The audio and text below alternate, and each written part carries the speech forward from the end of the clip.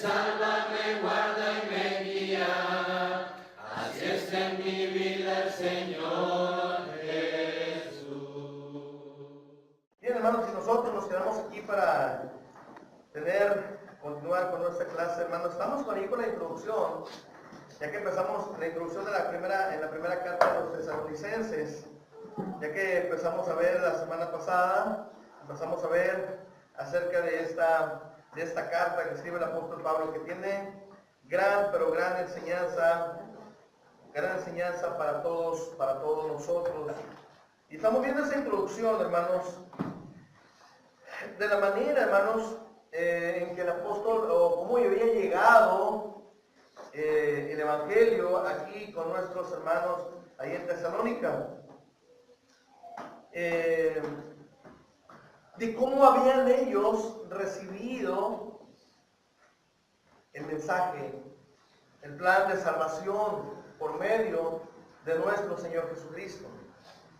Ahí en el capítulo 2, versículo 13 de la primera carta a los Tesalonicenses dice, por lo cual también nosotros, sin cesar, damos gracias a Dios de que cuando recibiste la palabra de Dios que oíste de nosotros, la recibiste no como palabra de hombres, sino según es en verdad la palabra de Dios, la cual actúa en vosotros los creyentes. Habían recibido, hermanos, los tesalonicenses el mensaje, y inmediatamente después de que reciben el mensaje, le dieron un valor, ¿sí? Ellos le dan un valor, los que estaban escuchando el mensaje de Pablo, ellos inmediatamente le dieron un valor. ¿Cuál fue el valor que le dieron? Un valor diferente. ¿Por qué? Porque escucharon el mensaje y no como palabra de hombre, dice ahí. No como cualquiera que se podía poner a enseñar. No como cualquiera que podía traerles algunas palabras, sino que desde el principio ellos, los tesalonicenses, entendieron que el mensaje era palabra de Dios. Inmediatamente algo hubo ahí, hermanos. Algo hubo en el corazón de ellos. Algo hubo en la mente de ellos que inmediatamente se dieron cuenta que era de Dios, no de hombres. No era un invento de los hombres, sino que era de Dios. Y nos hace recordar, hermanos, el momento en que aquel hombre, de hecho lo estamos viendo durante los miércoles, aquel hombre llamado Nicodemo, que era de los principales ahí en los judíos, y era un hombre respetado, y era un maestro entre los judíos, y va y busca al Señor Jesús por la noche, porque oye que el Señor Jesús, y sabe que el Señor Jesús hace señales, y hace milagros, y da una gran enseñanza. Y cuando llega con el Señor Jesús, lo primero que le dice Nicodemo, Señor, sabemos, y incluía a él y otros más, dice, sabemos que eres o que vienes de Dios. Le dice, hermanos, Nicodemo, siendo uno de los líderes religiosos en ese tiempo, y siendo parte de aquellos personajes que se consideraban enemigos del Señor Jesús, va Nicodemo y le dice, Señor, sabemos que vienes de Dios. Y la razón que da Nicodemo para decirle al Señor Jesús que ellos sabían que venía de Dios, dice, es que nadie puede hacer las cosas que tú haces si no está Dios con él. ¿Se fijan? ¿Qué quiere decir, hermanos? Que hay diferencia entre lo que puede decir un hombre y lo que dice Dios. Entre lo que puede hacer un hombre y lo que hace Dios. Hay mucha diferencia. Pues bien, hermanos, los tesalonicenses entendieron cuál era esa diferencia. Y cuando entendieron cuál era esa diferencia, le dieron el lugar que correspondía a lo que estaban escuchando. Si hubiera sido enseñanza de hombres, ellos lo escuchan y se van. Como se escuchaba mucho en ese tiempo, la gente buscaba tener mucha sabiduría y había gente que encontraba nueva sabiduría, iba y le expresaba y se le juntaba gente alrededor y le escuchaban. Pasaba el tiempo y ya no pasaba nada con ellos. Se olvidaba porque venían otros. Pero sin embargo, aquí habían venido esa enseñanza a la que había traído el apóstol Pablo, en cuanto a predicándoles acerca de Cristo, predicándoles acerca de la salvación.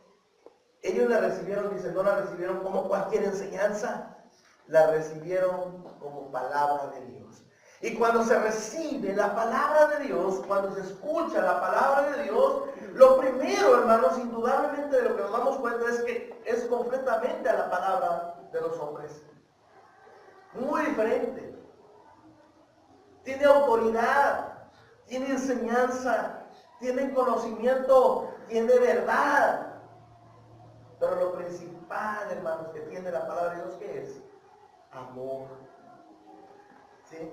Oportunidad, sacrificio, consolación. Y nadie, hermanos, les había hablado de eso hasta ese momento. Hasta ese momento en que Pablo llega ahí a Tesalónica. Y ellos, hermanos, valoraron la palabra de Dios. La valoraron, le dieron el lugar, hermanos. ¿Y saben qué más? Lo principal. No solamente le dieron el valor a la palabra de Dios, sino que dice el apóstol Pablo, dejaron que esa palabra actuara en ellos. Dejaron que esa palabra los moviera. Dejaron que esa palabra los cambiara. ¿Sí? Porque en Tesalónica había mucha idolatría y ellos dejaron a los ídolos y vinieron a Cristo. Y dejaron que la palabra, hermanos, de Dios los cambiara. Dejaron que la palabra de Dios actuara en sus vidas, que los hiciera diferentes, que disfrutaran más las cosas, hermanos. ¿Por qué? Porque eso es lo que hace la palabra de Dios. Nos enseña a disfrutar más las cosas. Y ellos así la recibieron. ¿Sí? Yo les hago una pregunta, hermanos. ¿Cómo recibimos nosotros? ¿Cómo recibimos la palabra de Dios? ¿Cada cuánto recibimos la palabra de Dios? Cada vez que tenemos la oportunidad de estar aquí. Aquí se habla de la palabra de Dios. ¿Cómo la recibimos? Dejamos que actúe en nuestras vidas, dice ellos, hermanos. Los tesalonicenses dicen, cuando ustedes escuchan la palabra, dicen, la cual actúa en vosotros los creyentes, y se les notaba a ellos. ¿Sí? Se les notaba a ellos que la palabra de Dios había actuado en sus vidas. ¿Por qué? Porque cambiaron mucho. ¿Y por qué, hermanos? Porque les ayudó, dice el versículo 6 del capítulo 1, ¿qué dice? Capítulo 1, versículos 6 y 7 dice, y vosotros vinisteis a ser imitadores de nosotros, dice el apóstol Pablo, y del Señor, ¿se acuerdan? De nuestro Señor Jesucristo, dice, recibiendo la palabra en medio de gran tribulación, con gozo del Espíritu Santo. Pero fíjense lo que dice el versículo 7. De tal manera que habéis sido ejemplo a todos los de Macedonia y de Acaya que han creído. ¿Qué llegaron a hacer ellos? Llegó a actuar tanto la palabra de Dios en ellos, llegaron ellos a valorar tanto la palabra de Dios, tanto la hicieron de ellos, que cuando Pablo va a predicar ahí alrededor de Tesalónica, dice, no batallo para predicar, no batallo para que obedezcan el evangelio. ¿Saben por qué no batallo? ¿Por qué? Porque todos los que están alrededor de ustedes los han visto, los han oído, y ustedes han sido ejemplo para los que están alrededor de ustedes, de tal manera de que muchos han creído porque los han visto. Veían la gente, veían a los tesalonicenses y creían al evangelio. La gente veía a los tesalonicenses y querían ser cristianos. La gente veía a los tesalonicenses y querían amar a Dios como lo amaban los tesalonicenses. La gente veía a los tesalonicenses y querían amar a Cristo como los tesalonicenses amaban a Cristo. Ellos habían sido ejemplo, o eran ejemplo, hermanos, de lo que es un verdadero cristiano. ¿Sí? ¿Se acuerdan lo que dijo el Señor Jesús? Así alumbre vuestra luz delante de los hombres. ¿Para qué? Para que vean vuestras buenas obras y glorifiquen ¿a quién? A vuestro Padre que está en los cielos. Toda la gloria era para Dios. Y si alguna vez nos hemos preguntado cuál es mi posición, o cuál es mi puesto, o cuál es mi trabajo dentro de la iglesia, ese es nuestro trabajo. Todos lo podemos hacer. Todos podemos vivir o dejar vivir a Cristo en nuestras vidas, y todos podemos hacer que Cristo, al vivir en nuestras vidas, influya en la vida de los demás. Y ahora una pregunta: ¿estamos dejando que Cristo viva en nosotros? ¿Estamos siendo buena influencia para los demás? Los tesalonicenses sí lo eran, y Pablo da gracias por ello. Pablo da gracias por ello, porque ellos estaban dejando vivir a Cristo, y se han sido imitadores de mí y de nuestro Señor, y de mi Señor, y del Señor, perdón, dice. ¿Y cuántas veces dice el apóstol Pablo? Sed imitadores de mí como yo lo soy? Eso es lo que debe de caracterizarnos a nosotros. Y eso fue la característica principal de los tesalonicenses. Ellos eran un buen ejemplo para todos los que vivían alrededor. ¿Sí? Era una buena influencia para los que vivían alrededor de ellos. Y les hago esa pregunta: nosotros, ¿qué estamos siendo, hermanos? ¿Estamos siendo un buen ejemplo para los que viven alrededor de nosotros? A la gente que nos mira a nosotros, a la gente que nos ve hablar, nos escucha hablar, la gente que nos ve actuar a nosotros, ¿se le antoja ser igual que nosotros? A la gente nos ve y dice: yo quiero ser como aquel hermano. Me gustaría saber qué es lo que vive, qué es lo que aprende él, o qué es lo que lo hace ser así. ¿Se le antoja a la gente ser como nosotros? Imagínense, hermanos, es una buena reflexión, hermano. Yo quiero ser como tal, hermano. Yo quiero ser como aquel hermano. Yo quiero tener el pensamiento de aquel hermano, porque se le ve que vive a Cristo. Y en verdad lo hacemos. En verdad estamos siendo influencia para los demás. Estamos siendo influencia para nuestros vecinos. Estamos siendo influencia para la esposa o para el esposo. Estamos siendo influencia para nuestros hijos. A nuestros hijos les gustaría ser, y a mí me gustaría ser cristiano como mi papá, o ser cristiana como mi mamá. Estamos influenciando de esa manera. O algunos que dicen: no, pues si voy a ser cristiano como aquel hermano, pues mejor no. Aunque también muchas veces, hermano, quien no quiere ser cristiano busca cualquier excusa para no serlo. Que debiera ver a Cristo principalmente. Pero ¿qué tanta influencia hay en nosotros para con los demás? Los tesalonicenses, hermanos, influenciaban y le facilitaban el trabajo al apóstol Pablo. Dice: no me esfuerzo tanto con ustedes aquí de ayudándome con ustedes como ejemplo. Yo no me esfuerzo tanto. ¿Verdad? Yo no me esfuerzo tanto. ¿Por qué? Porque los demás ya nos vieron a ustedes. Cómo aman, cómo se entregan, cómo trabajan dentro de la iglesia, cómo sirven dentro de la iglesia. Los ven y dicen: no, pues son buen ejemplo para todos. ¿Sí? Pero si no servimos, si no trabajamos en la iglesia, si no somos fieles a la iglesia, si no tenemos amor, hermano, ¿qué podemos dejarle a los demás? ¿Qué podemos dejarle a los demás? Lo que sé cuando iba a salir de la secundaria, iba a entrar a la escuela, y la pensé muchísimo para entrar al Cebetis. Pues bueno, es que me decían: es que es bien difícil el Cebetis, la preparatoria. Y luego alguien dijo: no, hombre, no es difícil. No es difícil. Si estudias, no es difícil. Nada, pues sí, ¿verdad? Si estudias, pues no es difícil. Y alguien me dijo: hombre, éntrale al Cebetis, échale las mismas ganas que yo. Y pues no reprobó el tercer semestre del Cebetis. Dice, yo entré porque tú me dijiste que entrar aquí. Dice, tú échale las mismas ganas que yo. Pues no, si hubiera sido ese ejemplo, hubiera reprobado. Era difícil entrar a la escuela y quienes hemos tenido la oportunidad de estar ahí, pues te das cuenta que sí está difícil. Pero es buena la escuela, ¿verdad? Y me decía, haz lo mismo que yo. O si hubiera hecho lo mismo que él, pues no hubiera terminado, ¿verdad? Échale las mismas ganas que yo. Lo mismo vivimos en el cristianismo. ¿Quién de nosotros sería capaz de decir, hermano, a mí me gustaría que fueran como yo, de entregado? ¿Quién diría?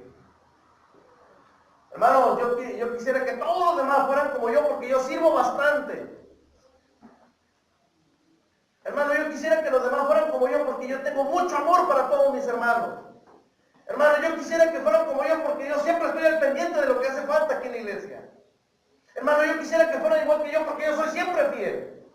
Hermano, yo quisiera que fueran como yo porque yo estoy constantemente esperando cualquier puedo servir dentro de la iglesia. ¿Pero quién puede decir eso? ¿Cuántos pueden decir eso? Los tesalonicenses sí lo decían. Sí, pero lo decían con su vida. ¿Sí? Con sus hechos, con sus palabras lo decían. Así debe de vivir un cristiano. Así debe de ser un cristiano, influencia para los demás. Entregado, consagrado, servicial, trabajador, preocupado, fiel, constante. Eso es lo que necesitamos nosotros, hermanos. Aquí en la congregación lo necesitamos. Hombres y mujeres, o mujeres y hombres consagrados. Mujeres y hombres, hermanos, que se den cuenta de las necesidades que hay aquí. Mujeres y hombres, hermanos, que se den cuenta de lo que la iglesia lo necesita, de lo que la congregación lo necesita, y que no se sientan ajenos al trabajo aquí. Hermanos, eso es lo que necesitamos. Alguna vez les pregunté, ¿quisieran que nosotros fuéramos una congregación fuerte? Sí, hermanos, pero para que una congregación sea fuerte, necesita cristianos fuertes. Que necesitamos una congregación bien consagrada, sí, pero para que una congregación sea consagrada, necesita cristianos consagrados. Es que necesitamos que sea una congregación fiel, una iglesia de Cristo y una congregación fiel a Dios. Pues sí, pero para que una congregación sea fiel a Dios, necesita cristianos fieles. Para que una congregación, es que necesitamos que una congregación que sea constante. Pues sí, necesita que seamos constantes. Oye, hermano, necesitamos que nuestra congregación sea una congregación trabajadora. Pues sí, necesita miembros trabajadores. Necesitamos que nuestra congregación sea una congregación de servicio, porque necesita cristianos serviciales. Y está la diferencia entre el decir y el hacer. Quisiéramos ser muchas cosas, pero si no hacemos, si no luchamos y si no buscamos serlo, entonces, ¿cómo le vamos a hacer? Decía un maestro cuando nos íbamos a poner examen en la escuela y era pura teoría y nos daba un libro para que estudiáramos la teoría y se los va a poner examen. Y si no piensan que si ponen el libro debajo de la almohada cuando ustedes se duermen, se les va a pasar el conocimiento a la cabeza, ¿no? Así no se pasa el conocimiento a la cabeza. Si no estudian, no van a pasar. Si no se preocupan, no van a lograr lo que quieren ser. ¿Sí? Si ustedes me hubieran preguntado, hermano, ¿qué quiere ser? ¿Qué le hubiera gustado hacer? Me hubiera gustado ser doctor, maestro de alguna escuela.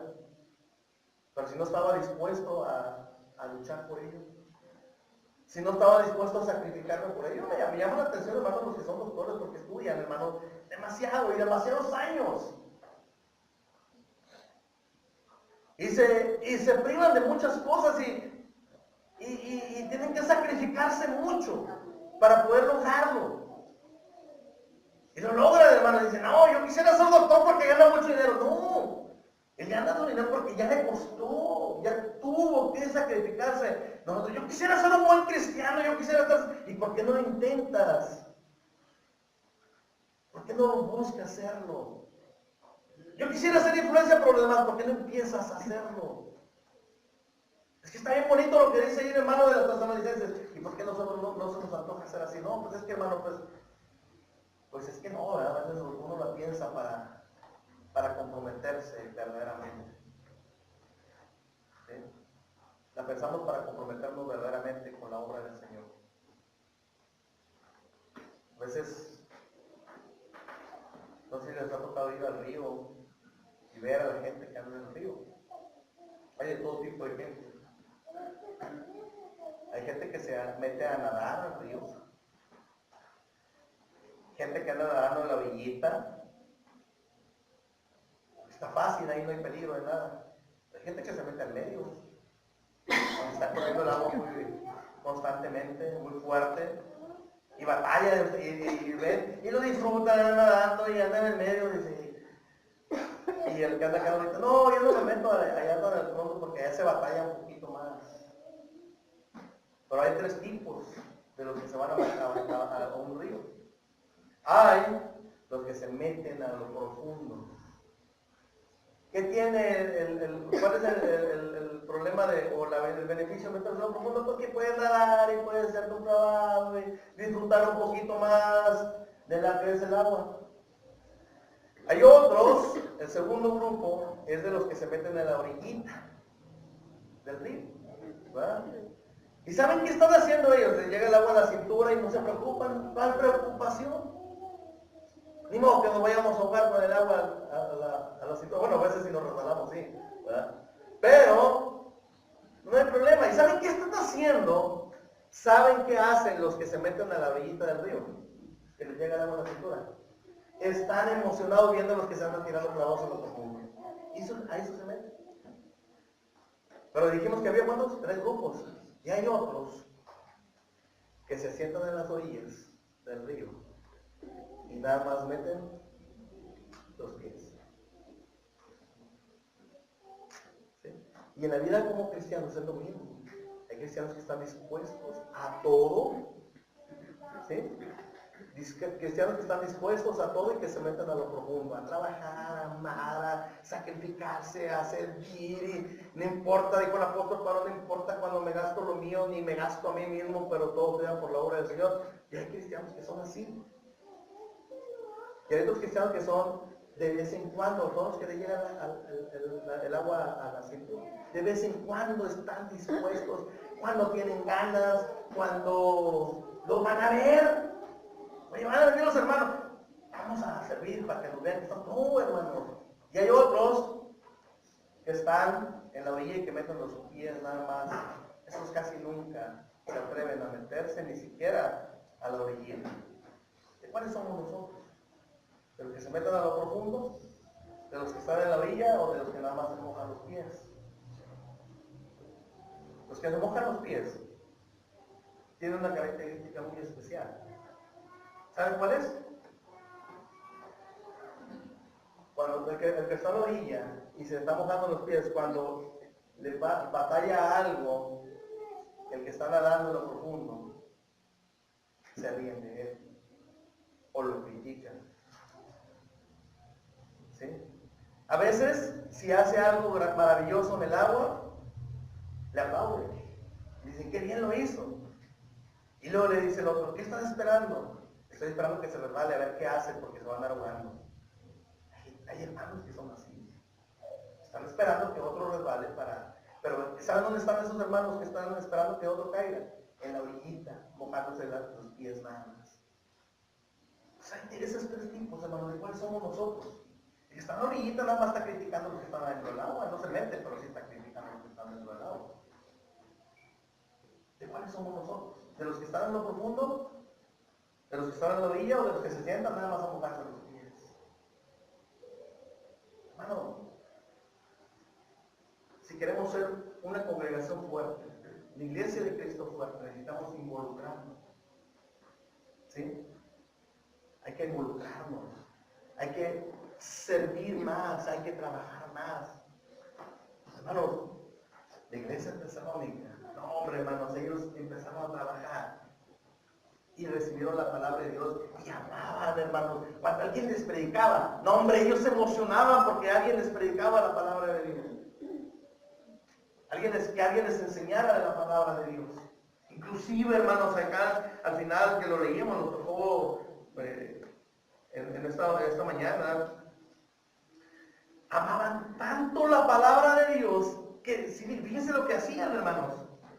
Y lo que el consejo que le da el apóstol Pablo: os ruego, hermanos, en el versículo 12 del capítulo 5, os ruego, hermanos, que reconozcáis a los que trabajan entre vosotros y os presiden en el Señor y os amonestan. Y luego dice, ¿qué van a hacer? Y que los tengáis, a quien te enseña de la palabra de Dios, dice, y que los tengáis en mucha estima. Estímalo. Alguien dijo, yo estimo mucho a aquel hermano porque me está predicando. Y ya se lo dijiste, no, pero yo lo estimo mucho. Díselo. Díganselo. Y eso es importante, hermano. Díganselo por amor. Dice, ténganlo por mucha estima y amor. ¿Por causa de qué? De su obra. Por eso lo está diciendo. ¿Sí? Por eso lo está diciendo. Hermanos, amen a quien les predica, a quien les enseña, a quien puede darles una palabra de aliento, a quien les puede darles una palabra de edificación y de vez en cuando una palabra de amonestación, de regaño. ¿Por qué? Porque lo necesitamos. Pues bien, hermanos, el apóstol Pablo está haciendo esta carta a los tesalonicenses y le está diciendo: han sido buenos cristianos, han sido ejemplo para otros. Hermanos,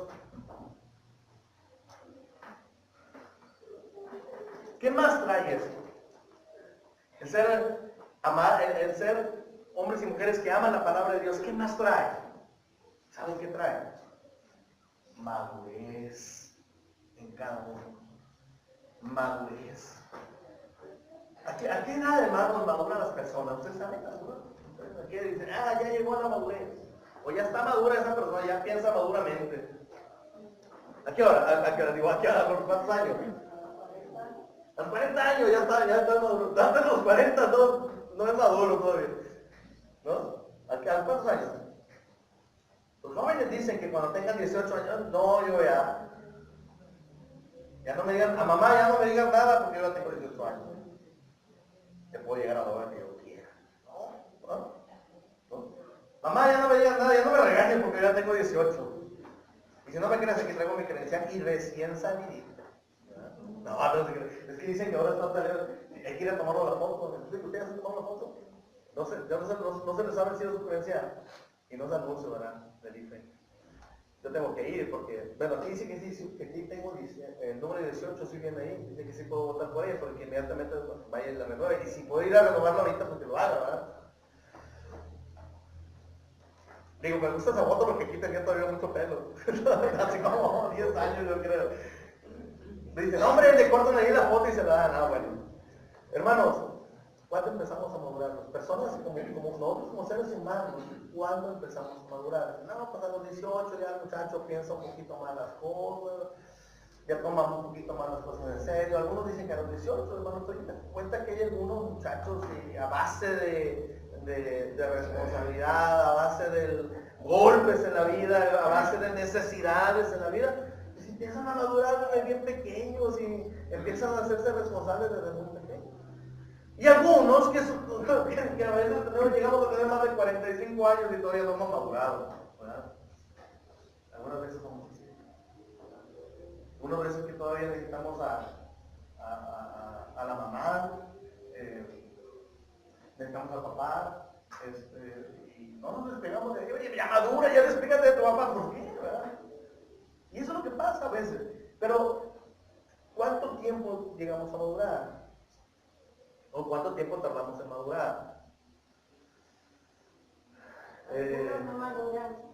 Algunos no maduramos nunca, algunos no crecemos nunca, y unos maduran muy jóvenes, y otros maduran, pero ya a lo mejor nunca toda su vida, ¿verdad? Oiga, mijo, ya váyase para su casa, ya que está haciendo aquí, allá está tu esposa, y ya, Juana, yo quiero estar contigo, ¿verdad? Yo quiero estar contigo. Y luego dice, Me dice un hermano, oye hermano, y luego, ¿cómo le digo? No, pues ya se casó el muchacho. Dijo, no, pues ya está bien, dijo. Entonces, ya es una boca menos, dijo, no, ya es una boca más. La trajo para acá conmigo, ¿verdad? Dice, yo pensé que ya era harina, dice, no, dice, es que tú ya eres harina de otro costal. ¿Verdad? Pues sí, pero el costal se queda en la casa, ¿verdad? Hermanos, ¿cuándo maduramos? Como seres humanos, ¿cuándo maduramos? ¿Sí? ¿Cuándo maduramos? Nuestros niños han ido creciendo. Nos recordamos cuando eran pequeños nuestros hijos.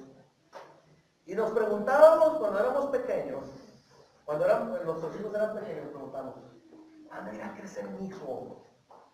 ¿Para qué? Pues para que ya se cambie solo, para que ya coma solo. Y lo veíamos, y ya le damos dando de comer a nuestro hijo, a nuestra hija, le damos de comer, y le decimos, oye vieja, ¿y cuándo cambiará mi hijo ya? ¿Cuándo aprenderá a agarrar su cucharita y comerá solo? ¿Cuándo aprenderá a agarrar la cuchara? Así le decíamos cuando estaba David chiquito, le decíamos, ¿cuándo aprenderá David a agarrar a comer solo? Y le decíamos, mi hijo ya aprende a comer solo. Y lo que hacía era agarrarlo con la mano. ¿Para qué aprenderá? ¿Para qué quiere la cuchara? ¿Verdad? ¿Para qué quiere la cuchara? Y yo lo veía y decía, bueno, algún día va a crecer. ¿Sí? Y ya creció. Pero ahora ya no me va a dejar que le dé de comer en la boca. ¿Verdad que no? ¿Por qué? ¿Por qué? Porque ya soy grande. Hemos crecido, hermanos, nosotros como cristianos.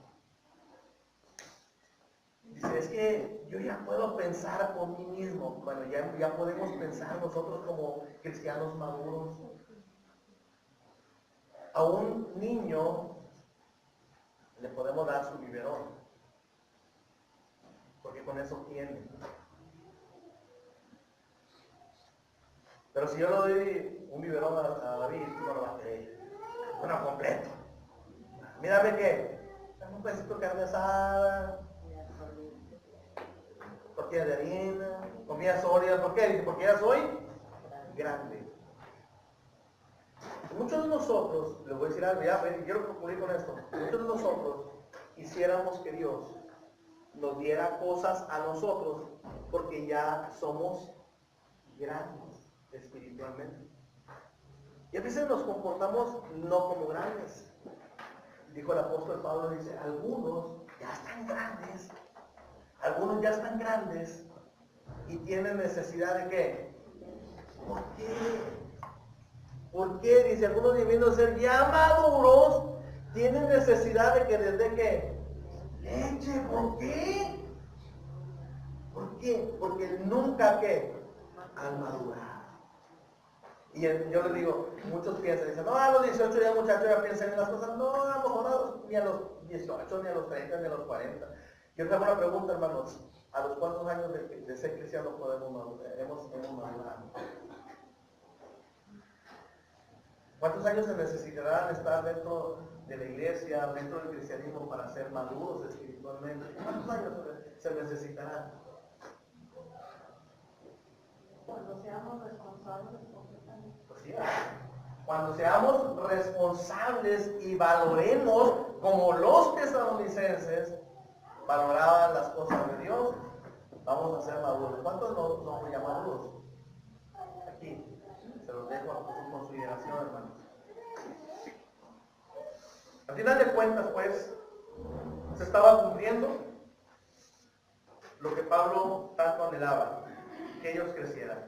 Y ellos crecieron. Dice el versículo 8, ya para terminar, hermanos, del capítulo 1. Porque partiendo de vosotros, fíjense, porque partiendo de vosotros ha sido divulgada la palabra del Señor, no solo en Macedonia y Acaya, sino que también en todo lugar. ¿Sí? ¿Qué se había extendido? Dice, sino que en todo lugar vuestra fe en Dios, ¿qué? Se ha extendido. De todas partes se hablaba de la fe de ¿quiénes? De los hermanos de Sabinas, digo de Tesalónica, ¿sí? Se hablaba en todas partes de los hermanos de Tesalónica, se hablaba de la fe de ellos. ¿Y de qué servía eso, hermanos? De modo, dice, que nosotros no tenemos necesidad de hablar. No tenemos necesidad de hablar nada. ¿Por qué? Porque todos conocen la fe. Imagina que si llegan nosotros, ¿qué vamos a conseguir, hermanos? Hagamos el esfuerzo por comprometernos más, ¿sí? Por luchar más, por ser más maduros espiritualmente, no quedarnos ahí en las joyitas, hermanos. Involúquense en la obra del Señor, ¿sí? Involúquense. Luche por madurar, luche por servir, luche por trabajar. Es que, hermano, no me reconoce, con que te reconozca Dios es suficiente. Si lo vas a hacer para que sea reconocido por aquí, ¿de qué sirve? Vamos a ser como los fariseos que se paraban en las esquinas de las calles a hacer oraciones para ser vistos por todos. No, hermano, trabaja por la obra del Señor. Que no me miren, no quieres que te miren, pues no te miren, ¿verdad? Tú trabaja por la obra del Señor, sirve, demuestra que Cristo vive en ti. Eso era lo que estaban haciendo, ellos no batallaban, nomás demostraban a Cristo en su vida y eso era suficiente. Hacían todo para agradar a Dios. Valoremos pues nosotros eso, hermanos. Ya estamos aquí. Y tal vez hagamos un análisis, hermanos, del tiempo que llevamos dentro del cristianismo. Digamos, bueno, todavía necesito leche espiritual. O ya he madurado lo suficiente como para merecer alimentos sólidos. Veamos eso, hermanos. Veamos eso y demostremos eso. No sé, si quieren hacer una pregunta, hermanos, algún comentario. Si no es así, hermanos, espero yo que sea de utilidad para todos nosotros. Y como se dijo, hay que ser más responsables de nuestro cristianismo. Ahora Miguel tiene preparado un himno, hermanos, y enseguida pasaremos a lo que será la cena del Señor para continuar con nuestro servicio de adoración.